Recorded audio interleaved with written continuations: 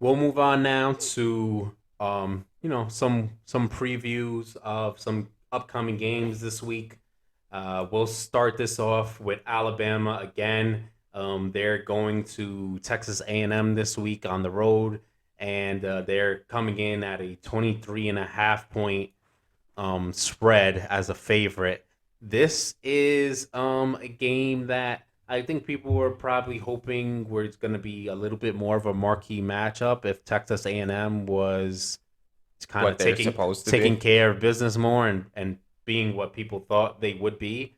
They haven't yet, but this is still an interesting game. We know that last year Texas A&M beat Alabama. We have all the off-season drama with Saban and Jimbo Fisher. So this one will be an interesting one. I think this spread is sitting at 23.5, probably because of, you know, they probably look at this game as a game that Alabama's going to come out. Saban's going to have his guys dialed up, fired up, ready to Yeah, go, and and out for blood here. yeah, and Texas A&M's clearly struggled. They clearly, and you can't again. There's very little margin of error you have to when you're playing against an Alabama team, and you have to put up points.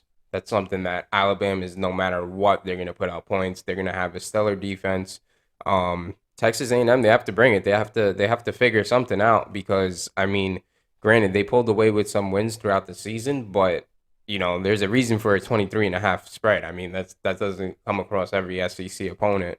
Jimbo has to somehow get these players ready, and I mean, yeah, I don't know what's going on with Texas A&M, but if I'm an Alabama fan, I'm comfortable with the 23.5 point spread. Yeah, if you're Texas A&M, you got to look at it like, okay, how we win is keeping it close, um, trying to hold that time of possession, which is hard against Alabama. One of the best rushing defenses. We saw what they just did to Arkansas, but Yeah, they just starting so. yeah, and that was on the road at Arkansas as well. This time, if you're Texas A&M, I think you probably got a bit more of a home field advantage in Arkansas, right? That's probably one of the better places that you'd want to play as a home team. Incredible energy over there. The fans go crazy, but yeah, I mean, I think like you said,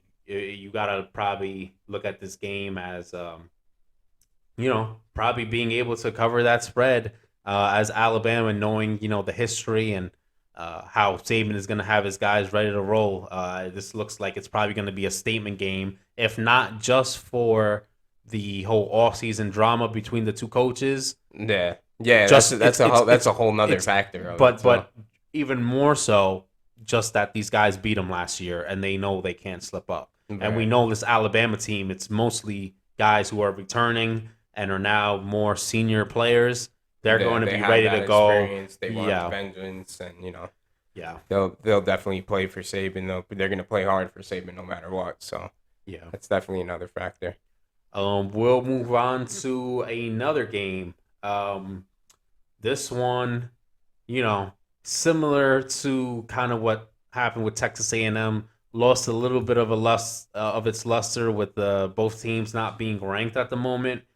Texas versus Oklahoma, Red River rivalry, always a huge game every year. Uh, this, yeah, both teams slip out of the rankings. Both teams have quarterbacks that we don't know if the starters are going to play, Right. but this game never disappoints. We remember, the fireworks last year. Texas right now, they opened at favored by 4.5. It's up to -7 now. Oh And wow. yeah, and this is probably more towards speculation. It's kind of looking like there's a decent chance Quinn Ewers might Ewers plays. play, Yeah. and also some uncertainty whether Dylan Gabriel is going to play for the Sooners. But yeah, I mean, this game, another similarity with the last game. Texas remembers losing to Oklahoma last year. Right. And now Um, Oklahoma, they've lost a lot since right. then. So Yeah, and and so Texas seemed to get better.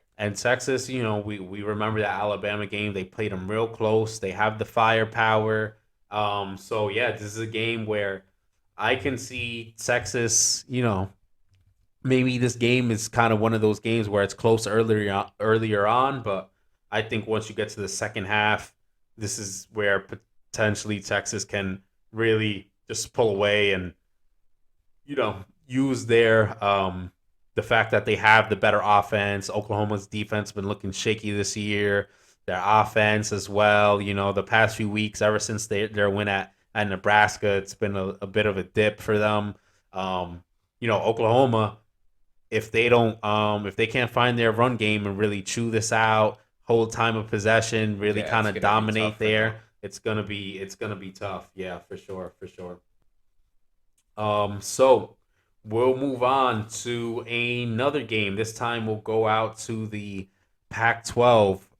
Two ranked teams in Utah and UCLA.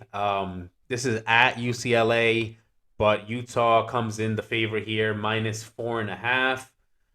Utah team we talked about earlier as a kind of a bit of an underrated team after their lone loss to Florida, but they've been pretty much handling everyone in their path since.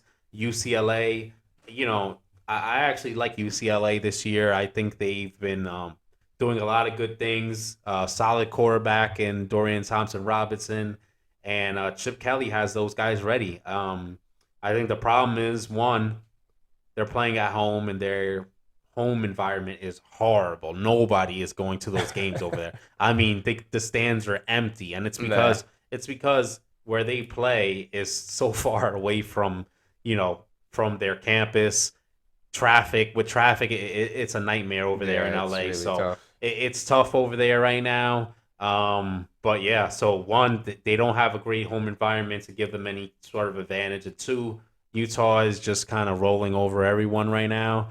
Um, I don't really see this to be that much different. I think Utah is going to cover this spread no problem, and I think for UCLA it'll be a loss, but I still think they're a good team and they'll be able They'll to be able to to compete. yeah they'll be able to bounce back and keep on um, you know gearing up towards that end of the season and stay in that race to kind of try to shoot for that Pac-12 championship.